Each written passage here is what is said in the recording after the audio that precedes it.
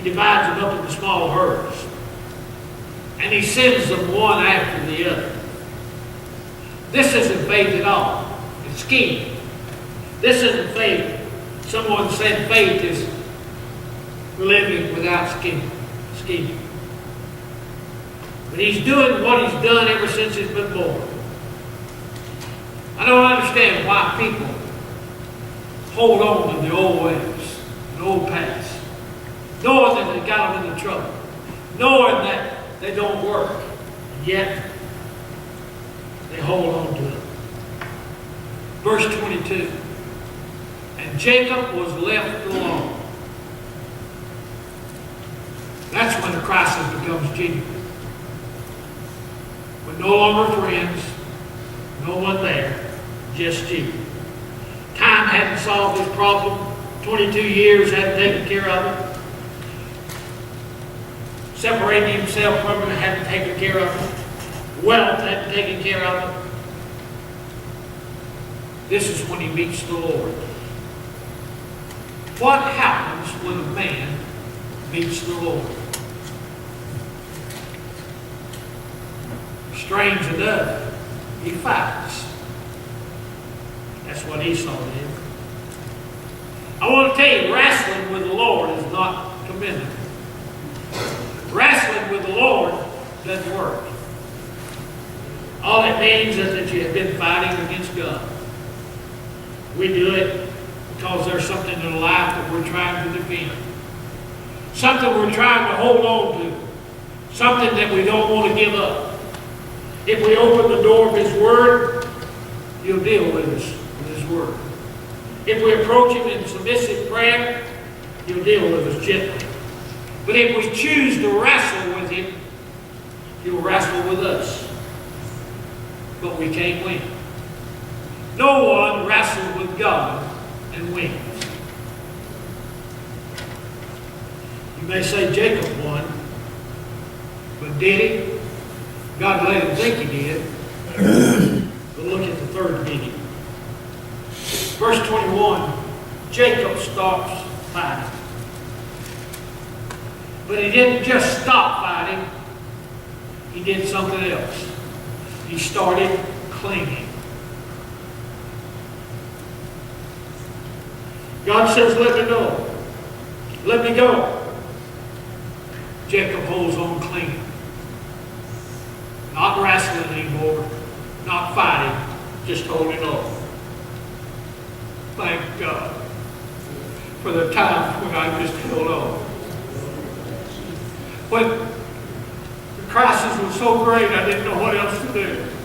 I stopped fighting. I stopped running. I stopped trying to scheme. I just held on. But thank God He always comes through. Oh, hallelujah. Just hold on. I want to tell you, folks, if you're going through a crisis, just hold on. Get a hold of God and hold on. Don't turn loose.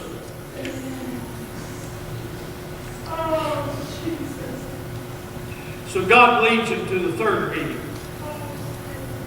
And in this third meeting, he meets himself. This is the hardest meeting of all. Jacob had asked for a blessing. He said, I'm not going to let you go to bless me.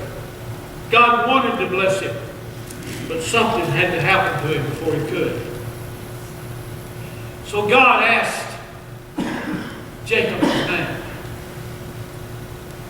I want to tell you what, when God starts asking questions, it's not to gain knowledge. He already knows. When he said, Adam, where art thou? He wanted Adam to confess.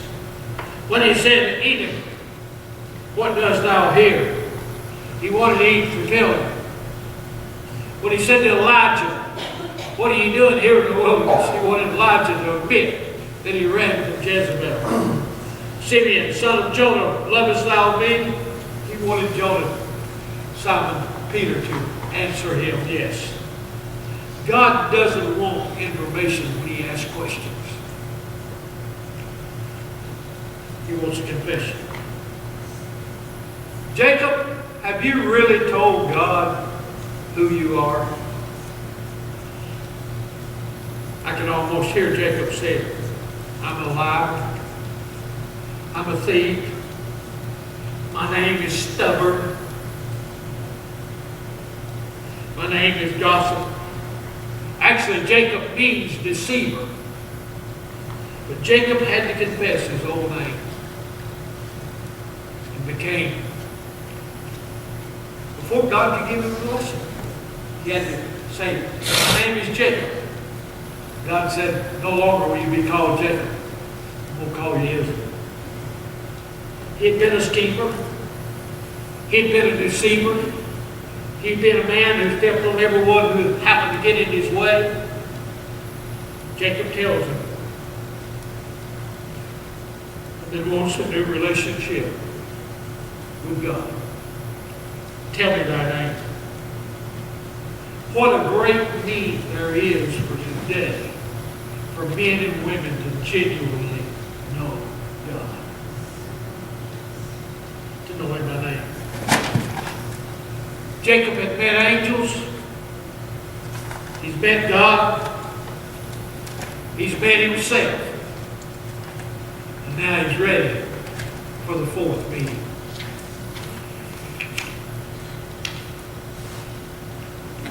He meets Esau. He meets his brother who he did wrong. He met his past.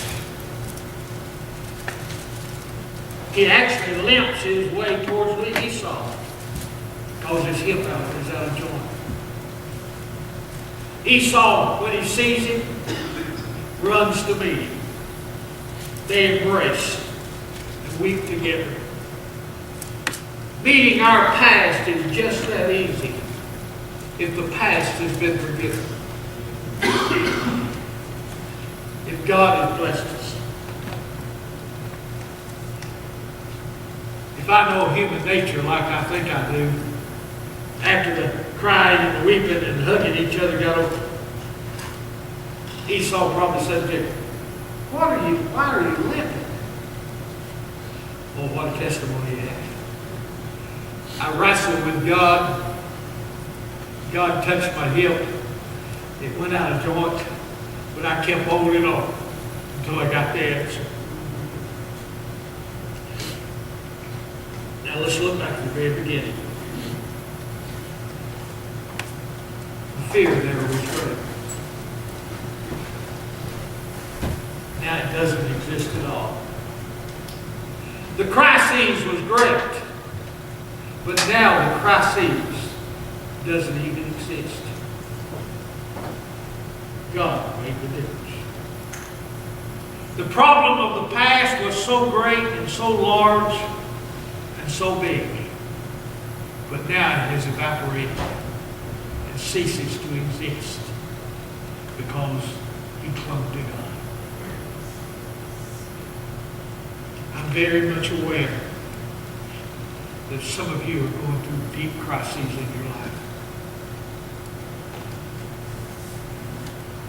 Hard times. Crisis times. Some of it in the family. Some of you are facing problems at your job, problems at school, problems with your neighbors, problems are there. But if somehow you can just keep holding on to God, you'll be all right. In my 50-some-odd years as a pastor, I've had people sit across from my desk in counseling. I've had church members and friends that wept bitterly and told me of problems and crises in their life. I've asked them, had them say to me, Brother Youngblood, tell me what to do. And I've always told them this. I don't have enough wisdom to know what you should do. But I know somebody that does. I don't have the ability to tell you how to make it easy. But thank God I know a God that cares and a God that loves you. And in the middle of your crises, if you will just stop long enough to look, you'll find the angels there. You'll find God there. When God shows up, just cling to Him and hold on to Him, and He'll make it all right. Let us pray.